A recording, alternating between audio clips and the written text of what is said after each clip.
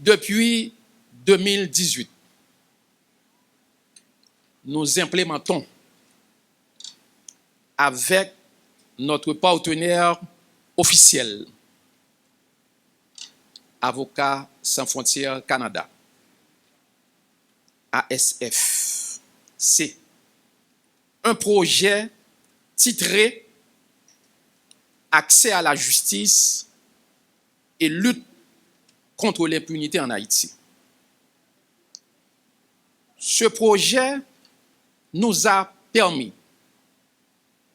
d'accompagner à travers les 10 départements géographiques de nombreuses femmes, de nombreuses personnes, des femmes en particulier, en quête de justice face à la violence aveugle qui s'installe dans le pays, une violence, comme vous le savez aussi bien que moi, caractérisée par des cas de viol, par des cas d'enlèvement, des cas d'assassinat, des cas de disparition. La problématique de la justice, avec ses défis, fait aussi l'objet d'analyse également au niveau de ce projet. C'est l'un des axes prioritaires de notre plan d'action, disons mieux, du plan d'action qui a été défini entre nous, les deux partenaires, ASF et aussi Office de la protection du citoyen, OPC. C'est dans ce contexte que nous avons le plaisir d'organiser l'activité de ce matin pour la présentation du rapport sur la détention arbitraire en Haïti, une question brûlante d'actualité. Haïti, comme on le sait, a adopté, ratifié également, tout un ensemble d'instruments internationaux de protection des droits de l'homme, relatifs, entre autres, à la liberté individuelle, qui constitue, sans embâche, un droit sacré, un droit humain, un droit fondamental de la personne humaine. Cependant, mon ami qui va prendre la parole tout à l'heure va donner beaucoup plus d'informations à ce sujet, parce que je disais tantôt qu'il est le défenseur de la cause des prisonniers en Haïti, Maître Arnel Rémy. Mais je peux dire que, cependant, on a de nombreuses personnes à Port-au-Prince, dans les villes de province, qui sont privées de ce droit, la liberté, et le plus souvent en dehors de la loi. Certains d'entre eux sont jetés dans des cachots du pénitencier national et d'autres dans des centres carcéraux du pays. On pourrait les considérer, et nous l'avions dit au niveau de l'OPC, et très souvent, Maître Arnel Rémy le dit, ils sont des otages d'une justice, le mot n'est pas trop fort, permettez-moi de le dire, n'en déplaise aux autres, ils sont des otages d'une justice qui alimente l'injustice et les violations des droits humains. Car très souvent, ils passent des années en détention préventive prolongée sans être jugés. Et ce qui paraît paradoxal, ce qui paraît inadmissible,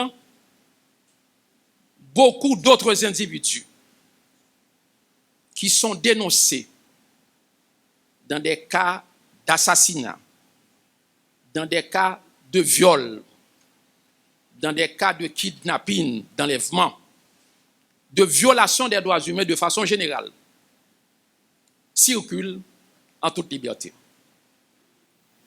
Je ne vais pas, et ce n'est pas ma prétention, de présenter ce matin le bilan de ce que nous avions fait, de ce que nous avions réalisé avec Avocats sans frontières.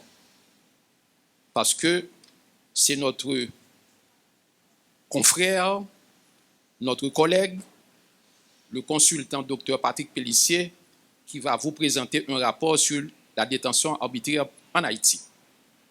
Cependant, je me permets de citer, dans le cadre justement de l'implémentation de ce projet, on a recruté 12 agents de terrain pour évaluer, documenter, superviser, enquêter sur des cas de violence faites aux femmes au niveau des 10 départements géographiques.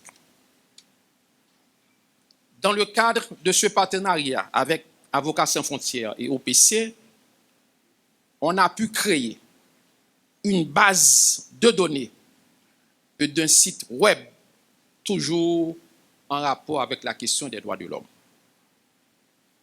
Nous avons mis en place une ligne verte, étoile 293, un numéro de téléphone à la disposition des victimes de toutes sortes d'abus liés aux violations des droits humains. On a aussi élaboré et présenté plusieurs rapports. Un rapport thématique grâce aux travaux réalisés par notre coordonnateur de l'URES, chapeau pour vous, Maître Kangé. Un rapport thématique sur la personne à mobilité réduite. Nous avons aussi élaboré un rapport portant sur la politique de l'égalité des sexes et de non-discrimination. Voilà, entre autres, de façon pêle-mêle, les différentes réalisations, les différentes actions entreprises dans le cadre de ce projet que nous sommes en train d'implémenter, que nous avons démarré avec Avocats sans frontières depuis 2018. Nous en sommes très reconnaissants, Madame la directrice pays.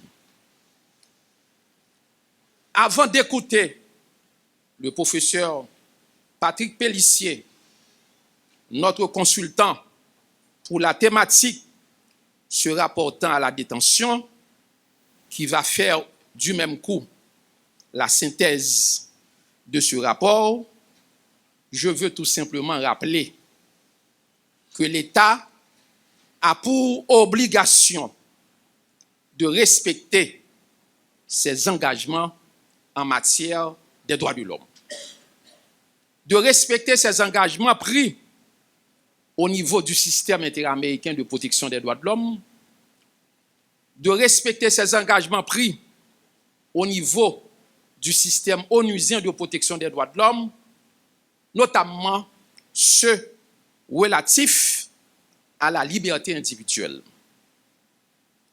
Car le respect de la liberté individuelle est non négociable.